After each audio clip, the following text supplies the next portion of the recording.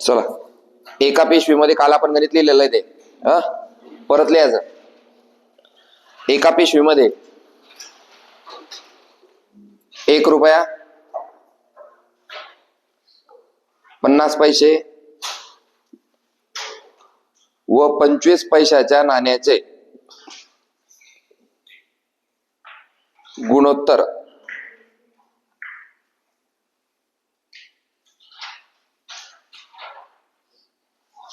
दोनास तीनास 4 आहे.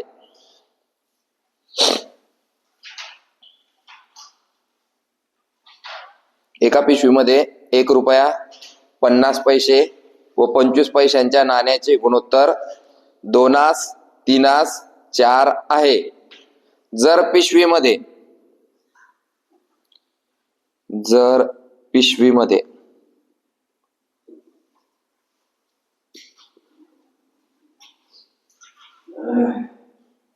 एकूण 180 रुपये असल्यास, जर पिशवीमध्ये एकूण 180 रुपये असल्यास 50 पैशांची नाणी किती?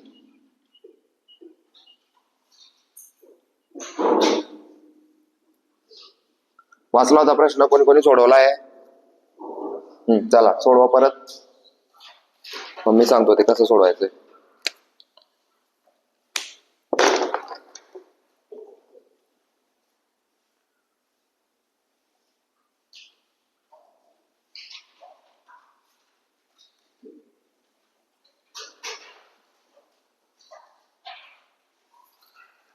सगळ्यात पहिले तर तुम्हाला मी एक पिशवी दाखवतो.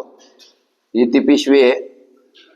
या पिशवीमध्ये 1 रुपयाचं नाणं आहे, 50 पैशाचं नाणं आहे, 25 पैशाचं नाणं आहे. बरोबर का? मिक्स म्हणजे कसं, 180 रुपये असं सुट्टे म्हणतो आपण, सुट्टे. मग आता तो म्हणतो 1 रुपयाचे नाणे 2च्या प्रमाणात आहे, 50 पैशाचे नाणे 3च्या प्रमाणात आहे आणि 25 पैशाचे नाणे 4च्या प्रमाणात. असे टोटल 180 रुपये त्या पिशवीमध्ये आहे. तर मग आपल्याला पाहायचं आहे की 50 पैसा हे 1 रुपयाचं आहे, हे 50 पैशाचं आहे आणि हे 25 पैशाचं आहे. समजतंय? तर त्याने विचारलंय की 50 पैशाचे नाणे किती. तर मग आता हे सोडवायचं कसं? तर मग काय करायचं, सिंपल आहे एकदम. 1 रुपयाचे नाणे किती आहे? मग हे झाले 2 रुपये. समजतंय? अधिक 50 पैशांचे नाणे किती आहे? 3 50 पैसे जर जोडले तर किती रुपये होता? 1 रुपया. बरोबर का रे? हा. अधिक 25 पैशाचे 4 नाणे असतील तर 1 रुपया, कारण 100 पैसे म्हणजे 1 रुपया. टोटल पायरे किती होते? 2 रुपये, 1 3 आणि 50 पैसे, टोटल 4.5. समजतंय का? कशावरून काढलं आपण? हे गुणोत्तरांच्या ह्याच्यावरून काढलं. 1 रुपयाचे नाणे 2, 50 पैशाचे 3 आणि 25 पैशाचे 4 अशा प्रमाणात त्या पिशवीमध्ये नाणे आहे. मग 1 रुपयाचे जर 2 आहेत तर 2 रुपये झाले, 50 पैशाचे 3 आहेत तर 1.5 रुपये झाला, 25 पैशाचे जर 4 आहेत तर 1 रुपये झाला. त्यांची तिघांची बेरीज केली, उत्तर आलं 4.5. 4.5 रुपये. समजलं का? आता आपल्याला काय पाहिजे की 50 पैशाचे नाणे किती? 50 पैशाचे नाणे किती? नाणे म्हणजे समजतं ना, की 50 पैशाचे किती डॉलर आहे? समजतंय? तर मग 50 पैशाचा गुणोत्तर किती रे? 3. तो 3 वरती घेतला, गुणिले 180 रुपये. समजतंय का? काय केलं मी? गुणोत्तर मांडून घेतलं, गुणोत्तराप्रमाणे पैसे लिहून घेतले आणि मग त्या पैशांचा गुणाकार करून टाकला. गुणिले 2 गुणिले 3 गुणिले 4. 25 पैसे गुणिले 4 1 रुपया, 50 पैसे गुणिले 3 1.5 रुपया, 1 रुपया गुणिले 2 2 रुपये. टोटल मारली 4.5 रुपये. 4.5 रुपये. आणि आपल्याला काय विचारलंय गणितात की 50 पैशाचे किती नाणे आहे त्या पिशवीमध्ये. तर मग आपण 50चं जे गुणोत्तर होतं ते वरती घेतलं, 4.5 खाली घेतला आणि गुणिले 1 रुपये. बरोबर? पॉइंटचा भागाकार, पॉइंट नंतर एक घर खाली, पॉइंट नंतर एक घर, तो गेला, पॉइंट नंतर एक शून्य वरती आलं. 5 नम 5 सक 9 एक 9 दुनी 9 शून्य. आता हे खाली तर गेलं, काहीच उरलं नाही. वरती काय करूलंय पाय 6 गुणिले 20, 20 सक 120 नाणी आहेत, 50 पैशाचे आहेत, 50 पैशाचे आहेत. लिहा. मग जर 120 नाणे 50 पैशाचे असतील, 120 नाणे 50 पैशाचे असतील म्हणजे एकूण रुपये किती? मग 60 रुपये. जो आपल्याला रुपये विचारता किती रुपये झाले 50 पैशाच्या नाण्यांचे, तर आपण 60 रुपये सांगू. पण ते बी करण्यासाठी आपल्याला काय करणं पडेल? ह्या पद्धतीनेच जाणं पडेल. कसं केलं ते पहा. पहिले नुसतं लिहू नका. पाहायचं सरनं कसं सोडवलं. पहिले पिसडी दाखवली, पिसडी मध्ये नाणे दाखवले, नाणे दाखवून मग त्यांचं गुणोत्तर मानलं. गुणोत्तर कशा कशाचं होतं? 1 रुपयाचं, 50 पैशाचं, 25 पैशाचं. तो गुणाकार करून खाली 4.5 केले.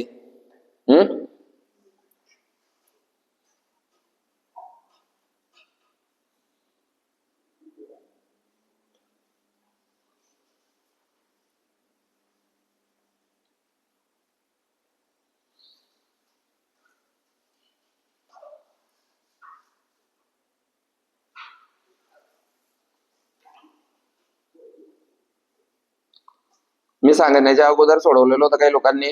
याच पद्धतीनं सोडवलं होतं का वेगळ्या पद्धतीनं? वेगळ्या कसं?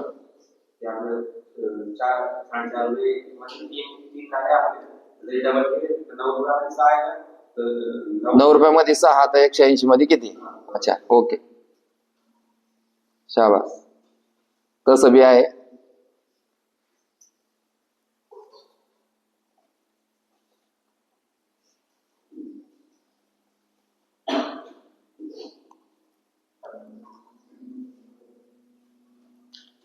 सापडली का स्टेप? पुसू का? पुसू का? आता मी काय करतो, हे गणित परत एक्सप्लेन करतो म्हणजे अजून जास्त डोक्यात जाईल. पुसू पा. आता हे मी गणित एक्सप्लेन करत असताना हे समजतो कोणत्या कोणत्या लोकांना? ज्याने गणित वाचलेलं चांगलंय. आता पहा, मी गणित किती वेळा वाचलं? 1 वेळा. पण आता गणिताची पार्श्वभूमी मला माहितीये, कारण मी तुम्हाला स्टोरी स्वरूपात सुद्धा ते सांगू शकतो. गणितामध्ये एक पिशवी आहे, त्या पिशवीमध्ये 1 रुपयाचं नाणं आहे, 50 पैशाचं नाणं आहे आणि 25 पैशाचं नाणं आहे. मी स्टोरी स्वरूपात असते लक्षात ठेवतो, म्हणून मला लवकर लक्षात राहतं. मी वाचताना बी जीके स्टोरी स्वरूपात लक्षात ठेवतो. म्हणून जर लोक जर 4 तास वाचत असेल, मी ते 1 तासात वाचतो, है ना. जास्त लक्षात राहतं. 1 रुपयाचं नाणं आहे, 50 पैशाचं नाणं आहे, 25 पैशाचं नाणं आहे आणि टोटल पैसे किती आहे? 180 रुपये. टोटल पैसे किती आहे? आता हे 1 रुपयाचं जे नाणं आहे ते मी बाहेर काढलं, 50 पैशाचं नाणं आहे ते बाहेर काढलं, 25 पैशाचं नाणं आहे ते बाहेर काढलं. मग याचा अर्थ पिशवीमध्ये 3 प्रकारचे नाणे, 1चा डॉलर, 50 पैशाचं, 25 पैशाचं. सगळ्यांना माहिती आहे, तिने पाहिलेले, तिने पाहिलेले ना. हा, मग त्याने काय केलं? आपल्याला त्यांचं प्रमाण दिलं, जे की आपण शिकतोय. त्या टॉपिकचं नाव आहे गुणोत्तर. आणि 1 रुपयाचे नाणे 2च्या प्रमाणात, 50 पैशाचे नाणे 3च्या प्रमाणात आणि 25 पैशाचे नाणे 4च्या प्रमाणात. मग मी काय केलं? जर 1 रुपयाचे 2 नाणे असतील तर किती रुपये झाले रे? 1 रुपयाचे 2 डॉलर आहे, मग किती रुपये झाले? 2 रुपये. समजतंय का? मग 50 पैशाचे जर 3 डॉलर असतील, 3 शिक्के असतील, तर मग ते किती झाले? 1.5 रुपये. झालं का नाही? आणि 25 पैशाचे 4 असतील तर 1 रुपया. मग ह्या 3 इंची काय केले मी? बेरी. 2 आणि 1 3 आणि 1 4 आणि 50 4.5. समजतंय? मग हा 4.5 जसा मला भेटला तसा मी त्याला खाली घेतला, भागाकारात घेतला. आणि मला काय विचारलंय? 50 पैशाचे एकूण नाणे किती? म्हणून 50 पैशाचं गुणोत्तर घेतलं. 50 घेतलं का? गुणोत्तर घेतलं. 4.5 बेरीज त्याचं गुणोत्तर 3 गुणिले एकूण पैसे 180. समजलं का? हा, मग याचा गुणाकार केला, भागाकार केला. हा, पॉइंट नंतर एक घर खाली आहे. पॉइंटचा भागाकाराचं टॉपिक आपलं पडलेलं आहे, जर नाही माहिती असणार तर. पॉइंटच्या गुणाकारात पॉइंटच्या भागाकारात जर एक घर खाली असेल तर तो पॉइंट निघतो आणि तो 0 कुठे जातो? वरती जातो. हा 0 तुम्ही इथं बी ठेवू शकता, इथं बी ठेवू शकता. हे दोघं वरती. 9 पाचे 9 दुनी 9 शून्य 5 एक 5 सक 20 सक 120 नाणे 120 नाणे 50 पैशाचे आहेत. झालं. आता दुसरं पाय. आता जर त्यानं मला विचारलं असतं सर 25 पैशाचे किती शिक्के आहे, मग तिच्यामध्ये 25 पैशाचे किती शिक्के आहे, मग मी काय केलं असतं 4.5चा 6च्या तसा गुणोत्तरात काय आहे 4 गुणिले 180 पॉइंट नंतर एक घर वरती 45 एक 45 चौक 180 शून्य 40 चौक 160 नाणी 25 पैशाचे.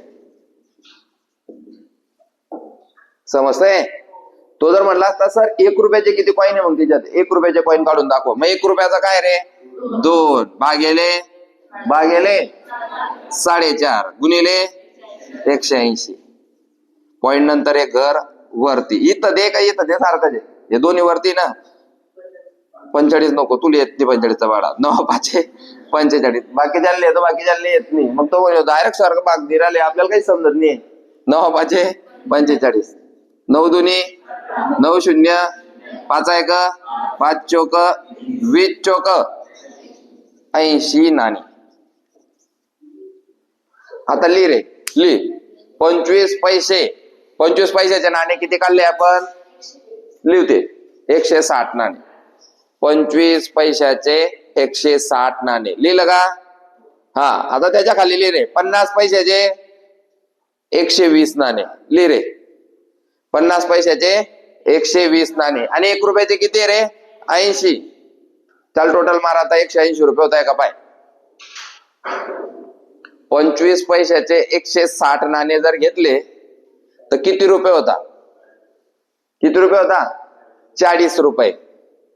बरोबर का 40 रुपये झाले. 50 पैशाचे 120 नाणे म्हणजे ते तुझे झाले 60 रुपये. पैसे समजता ना भाऊ. हा.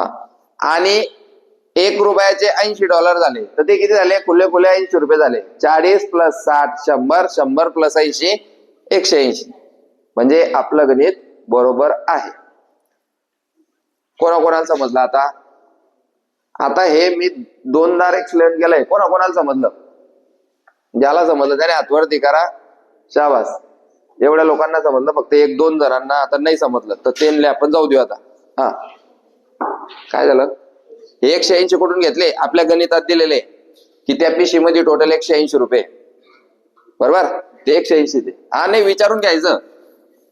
एक आकडा तुम्ही मला विचारू शकता सर 4.5 कुठून घेतला 180 कुठून घेतला 30 कुठून घेतला.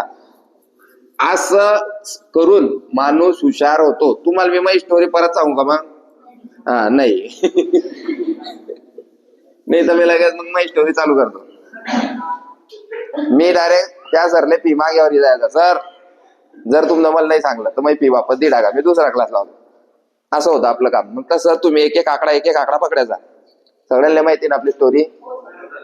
कारण ते पैसे मी ना माझे कम्प्युटर इकी संध्याला होते आणि ते कम्प्युटर मी ना कंपनीत कामाला जायचं गेलो होतं. व्हेरी मोठी स्टोरी ती. पुस्तकात वाचून घ्यायचं आपले. हा त्यामुळे मला असं वाटायचं की या क्लासमुळे जर माझे कम्प्युटर विकालाय तर या क्लासचा काहीतरी मला फायदा झाला पाहिजे. जेणेकरून मला असे पैसे भेटले पाहिजे की मी दुसरं कम्प्युटर घे. पण मी ना काही कम्प्युटर घेतलं नाही अजून. परत एकदा तेच गणित सांगतो. पण आता मी सांगत असताना ते गणित कोण सांगतं मला. पाठ झाला असेल ना गणित. कोण सांगतं गणित. चल जाऊ दे मी प्रश्न विचारतो. गणितामध्ये एक वस्तू दिलेली आहे ती कोणती आहे पिशवी. बरोबर बस अभ्यास करायचा हीच पद्धत आहे भाऊ. मोठे मोठे कलेक्टर लोक जे आहेत ना स्टोरीच्या रूपात त्यांच्या जे हे असतात ना टॉपिक ते स्टोरीच्या रूपात पाठ ठेवता म्हणून चालते विसरता नाही. आपण काय वाचलं की विसरून जातो. सर मी वाचतो पण लक्षात राहत नाही. कारण आपण त्याचे लक्षात ठेवण्यासाठी काही ट्रिक नाही ठेवत. आपण ट्रिक नाही ठेवत. काही ट्रिक जर आपण आपल्या आयुष्याशी रिलेटेड काही गोष्ट ठेवली तर लगेच ते लक्षात राहतं. हा मग आता ती जी पिशवी आहे आता मग पहा एकदम खतरनाक आहे माणूस. पिशवी म्हणण्यापेक्षा आपण त्याला एखादी गठोडं म्हणू. ते गठोडं कोणत्या कलरचं आहे ब्लॅक कलरचं आहे. मग लगेच लक्षात राहील आपला गटोड सगळं लक्षात राहतं. मग आपला पिक्चर 3 तासाचा जसाचा तसा कस का लक्षात राहतो? मग कारण त्याच्यात कलर्स, गाणे, ऍक्टर, बरोबर आहे की नाही, असे एकदम कसे तरीच दिसणारे लोक जर पिक्चरांमध्ये राहते, कसे तरीच म्हणजे जे हिरो लोक आहे आता ते आपल्याला आवडतात म्हणून आपण पिक्चर पाहायला जातात. असं एकदम गली गेलीतून कोणी गेलाय हा हिरो आहे आपला जसे साऊथ मध्ये राहतात ते तो आपल्याला वाटत नाही की हा हिरो आहे. मग ते तसे पिक्चर माणूस पाहत नाही. थोडेसे चांगले चेहरे राहिले ताजे तवाने की माणूस तो पिक्चर पाहतो, बरोबर आहे की नाही. तसं जर आपण एखादी गणित व्यवस्थित मांडलं ती काय होतं आपल्या लक्षात राहतं. आता ती जी पिशवी आहे या पिशवीमध्ये किती प्रकारचे नाणे होते? किती प्रकारचे नाणे होते? एक 25 पैशाचं, एक 50 पैशाचं, 1 रुपया झालं. अशा प्रकारे त्या पिशवीमध्ये जे नाणे होते ते टोटल नाण्यांची बेरीज किती होती? बस. आणि ते जे नाणे होते ते पुस्तकात कशा पद्धतीने दिलेले होते? नाही, पहिले 25 पैशाचं दिलं होतं, 50चं का 1 रुपयाचं? पहिले 1 रुपयाचा डॉलर दिला होता, मग 50 पैशाचं, मग 25 पैशाचं. म्हणजे अशा पद्धतीने होतं 1 रुपया, 50 पैसे, 25 पैसे. आणि मग त्याचं गुणोत्तर दिलं होतं 2, 3, 4. नाही तर मग घाई मध्ये काय होतं? 25, 50, 1, 2, 3, 4. मग सिक्वेन्स चुकतो, गणित चुकतं. त्याकरता गणित व्यवस्थित वाचायचं. मग 180 जर नाणे आहे तर सगळ्यात पहिले आपण काय केलं की टोटल मारून घेतली. बेक हे 1.5 रुपये, हे 1 रुपया. आता हे नॉलेज पाहिजे थोडस. किती पैसे म्हणजे 1 रुपया होतो? 100 पैसे म्हणजे 1 रुपया होतो. एवढं एक नॉलेज आपल्याला पाहिजे. हे 2री 3री मध्ये शिकवलेलं आहे की 100 पैसे म्हणजे 1 रुपया. आता आम्ही जेव्हा होते तेव्हा 10 पैशाचं बी नाणं होतं. तुम्हाला माहिती आहे का? नाही माहिती. तेव्हा 10 पैशाचं नाणं होतं, अल्युमिनियमचं नाणं राहायचं, अल्युमिनियमचं. मग ते आम्ही ते बित्ते घ्यायचे त्याच्यानं. अल्युमिनियम माहिती आहे का नाही तुम्हाला? तो गेम, बित्त्यांचा गेम.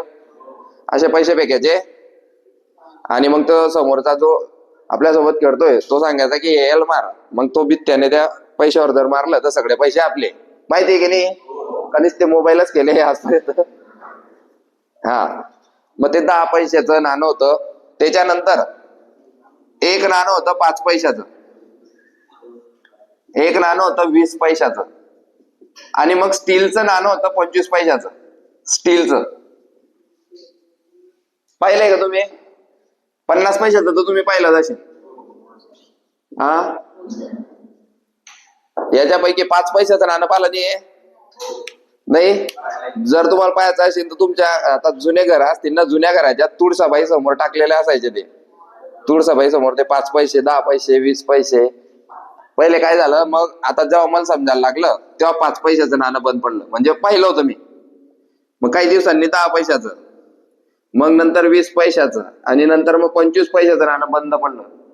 आता 50 पैसे बी दिसताना ते बी बंद झाले.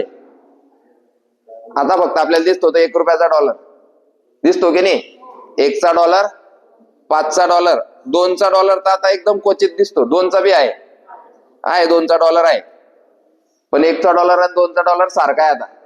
पहिले 2चा डॉलर कसा यायचा? असा षटकोनी याचा, षटकोनी असा, म्हणजे तो ओळखू यायचा षटकोनी 2चा डॉलर पहिले. आता स्टील मध्ये येतो त्याच्यामुळे 1 रुपया कोणता, 2 रुपया कोणता असा पाहावा लागतो. पहिले 2चा डॉलर पाहायची गरज ना पडे. 5चा डॉलर आहे तो आता, तो पण स्टील मध्ये येतो. पहिले व्हाईट कलर मध्ये यायचा, अल्युमिनियमच्या याच्यात. हा, 5चा डॉलर तुम्ही सगळ्यांनी पाहिलाय. त्याच्यानंतर 10 रुपयाची नोट, 10चा डॉलर बी आहे. 20ची नोट, 20चा डॉलर बी आहे, बरोबर. आता हे सगळे नाणे तुम्हाला अर्थशास्त्रामध्ये पाहायला भेटतात की ते केव्हा सुरू झाले होते, केव्हा बंद झाले होते. त्याचे एक स्पेशल चॅप्टरच आहे नाणे. त्याला म्हटलं जातं चलन. मग भारतात चलन सगळ्यात पहिले कशाचं होतं माहिती का? चलन म्हणून काय वापरायचे पहिले? हा, पहिले लोक चलन म्हणून धान्य वापरायचे. तुम्ही आम्हाला गहू द्या, आम्ही तुमची कटिंग करतो. तुम्ही आम्हाला गहू द्या, आम्ही तुम्हाला ज्वारी देतो. असं चलन व्हायचं. मग त्याच्यानंतर मग फॅदम असं काहीतरी आलं होतं, फॅदमनी असं काहीतरी नाव आहे त्याचं. मग त्याच्यानंतर लोक मग तुम्ही मोहर, जर तुम्ही गोष्टींमध्ये ऐकला असेल की जर एखादी राजा खुश झाला की तो त्याच्या जनतेला मोहर देत होता, ती मोहर सोन्याची राहायची. मग नंतर चांदी, सोनं चांदी झालं, मग लोक स्टीलचे हे छापायला लागले. असं अभ्यास करत असताना इंटरेस्टिंग जर घेतला आपण तर ते लक्षात राहतं. 2 नंबरचं गणित. एका पिशवीमध्ये 25 पैसे, 10 पैसे व 5 पैशाच्या नाण्याचे. एका पिशवीमध्ये 25 पैसे, 10 पैसे व 5 पैशाच्या नाण्याचे गुणोत्तर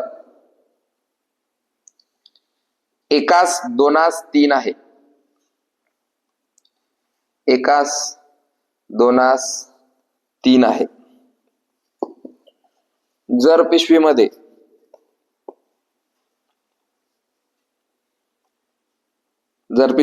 एकूण 30 रुपये असल्यास, जर पिशवीमध्ये एकूण 30 रुपये असल्यास 5 पैशांची नाणी किती? जर पिशवीमध्ये एकूण 30 रुपये असल्यास 5 पैशांची नाणी किती? पहिले मांडून घ्या. 25 पैसे, 10 पैसे, 5 पैसे. 25 पैसे 1, 10 पैसे 2 आणि 5 पैसे 3. 25 पैशांचं एक नाणं जर घेतलं तर झाले 25 पैसे, बरोबर का? 50 पैसे 10 पैशाचे जर 2 नाणे घेतले तर किती झाले रे? 20 पैसे. आणि 5 पैशाचे जर 3 नाणे घेतले तर टोटल झाले किती रे?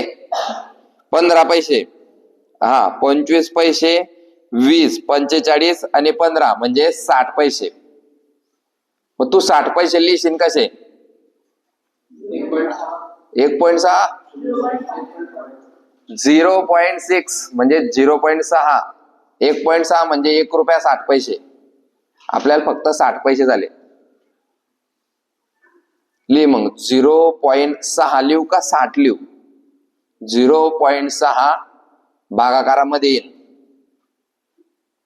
वरती काय रे? काय विचारलंय? 5 पैसे. 5 पैशाचं काय रे? 3. 3 भागिले 0.6 आणि गुणिले 30. 3 भागिले 0.6 आणि गुणिले 1 रुपये. पॉइंट नंतर एक घर वरती. पॉइंट निघाला. 6 1 6 पंचे 30 5 150. हे पैशांमध्ये होतं. किती नाणी झाली मग? 150 नाणी. 150 नाणी ही 5 पैशाची असते. 150 नाणी ही 5 पैशाची असतील. आता हे पैशांमध्ये गणित आहे. आता जे विचारलं जातं ना, 1 रुपया, 2 रुपया, 5 ची नोट, 10 ची नोट, 50 ची नोट, 100 ची नोट असे विचारले जातात. आता हे पॉइंट मध्ये का बघितलं आपण? कारण ते 60 पैसे. तू जरी ते 60 लिहिले तर ते 60 रुपये जातील. म्हणून आपण काय घेतलं होतं? 0.60. हा 0.60 घे, 0.6 घे, उत्तर तेच. कोणाला समजलं? हा, आता हे सेम गणित आहे ना आपल्याला, पण आपल्या 50,000 मध्ये येतील. 2च गणित याच्यात दिलेले आहे. बाकीचे आपण त्याच्यातून पाहू. ठीक आहे? आणा आपलं पुस्तक, ग्रंथ.